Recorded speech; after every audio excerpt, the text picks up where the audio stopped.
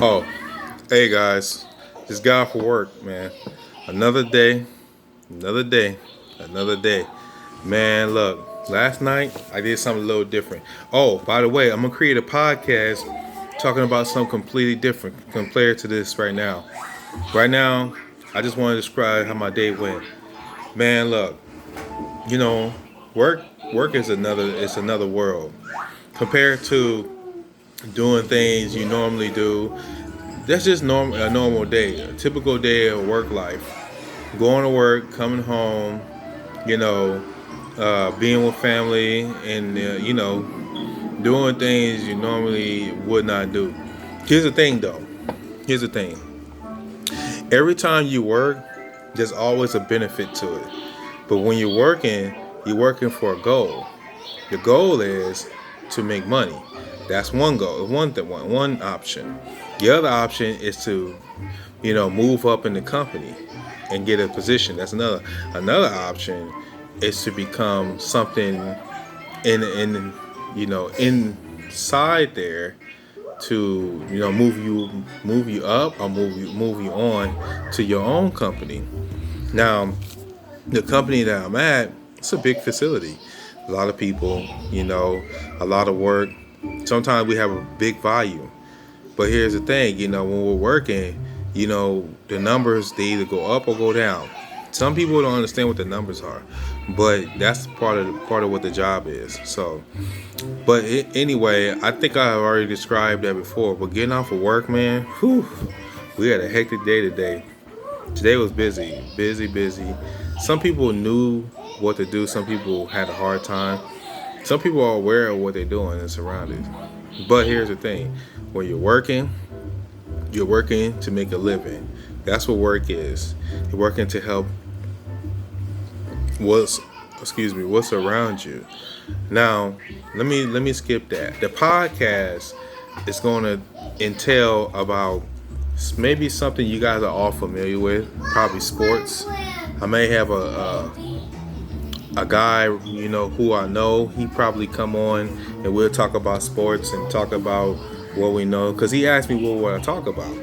If you guys have any ideas what we can talk about, please subscribe or comment, question, anything, just to get the word out. Because this is something you guys will relate to.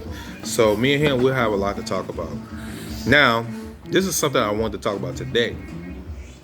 I talked about work. I talked about that. Here's what I want to talk about: raising a 2-year-old.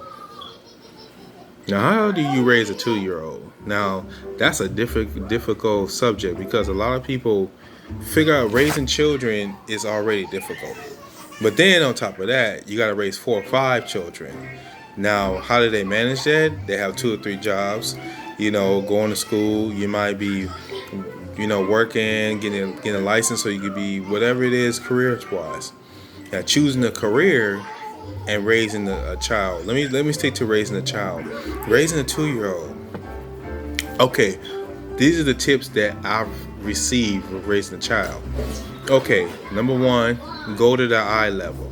I guess being at the eye level of a child, it's like you understand what their mind is out about, and that's you speaking to them from their level because you're the same height as them. I think standing up tall, it like intimidates the child or makes the child fearful because you're taller than them, and you gotta come to their level so you can be on their level. Number two, your tone of voice. The voice is a very powerful weapon.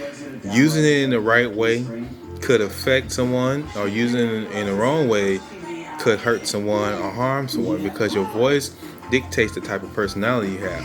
People are not aware of that. Your personality depends on your voice and how to use your voice. So that's another thing. Another thing is, be calm, be patient. Be calm, be patient, and consider their feelings because kids get hurt easily. You got to be very careful with that because kids are, they're tiny, and they so young and full of energy, and then you come saying something that might affect them negatively. So you got to consider their emotions. And number 4, these are just tips I learned about, children in general. Watch them all. You have to keep your eyes on them. That means you have to be in the line of sight. Wherever they're going, you have to watch them, because kids, they move quickly. So you got to be quick with them. And another tip is to keep them distracted. You said distraction causes a child to not think about the thing that they want the most, because children get familiar with their surroundings very quickly. So you gotta have things for them to do, like toys or games or puzzles or activities or a program, something to keep them, going, or something to keep them entertained. The children, they get bored quickly, so to speak, because they're children, so they need things to do. Their brain's going to reflect. Another tip that I learned is give them a reward. Whatever they do that's good, or even if they do something that's not good, you gotta let them know that there's gonna be a reward, and you gotta let them know that what the reward is. So you gotta let them know what the reward is, and you gotta give them the reward. Another thing is explaining. You have to talk to children, because children like when we talk, when we sing, when we laugh, when we dance, because the actions we have, expressions, children go by expression and actions. I'm not no doctor in this area. I'm not a person who's a specialist in this area. I don't have a PhD or MD. All I know is this is something that I learned on my own by researching and learning through the history of child development. Child development will teach you these things. It teach you how to talk to children, how to work with young children. Because I used to work with young children. And working with young children, at least it teaches you how to be patient with them, how to talk to them, how to play with them, what signs to look for when they're sleepy, when to feed them. That's a lot of work. It takes time to learn these things about children. Because children, man, it's a lot to learn. Believe me, y'all, it's a lot to learn about children. That's why I said raising a 2-year-old toddler, it's a lot of work, because you have no idea what's going on with it. They could be sleepy one minute, they could be hungry, they could be trying to use the restroom. Like right now, my daughter I think she's trying to use the restroom, for what I understand, because I see her pausing and she's stopping. So she's like, it's a certain position that children have when they're trying to use the restroom, to let you know that it's time to be changed. And right now, I don't know, I think she did use the restroom from the way I'm looking, the position she's in. So, for that matter, I'm aware of that. Now I have to be active with that. Another thing, being active is very important when it comes to kids.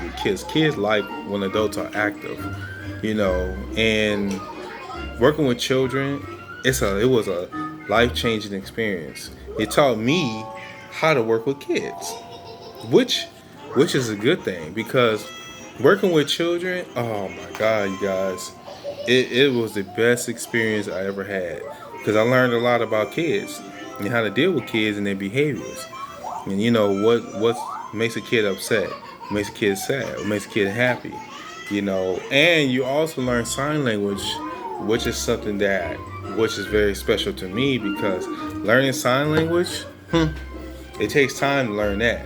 That's another segment, learn sign language, but we'll come to that. But raising a 2-year-old is a big responsibility. It took me a long time to figure this out, especially with my daughter.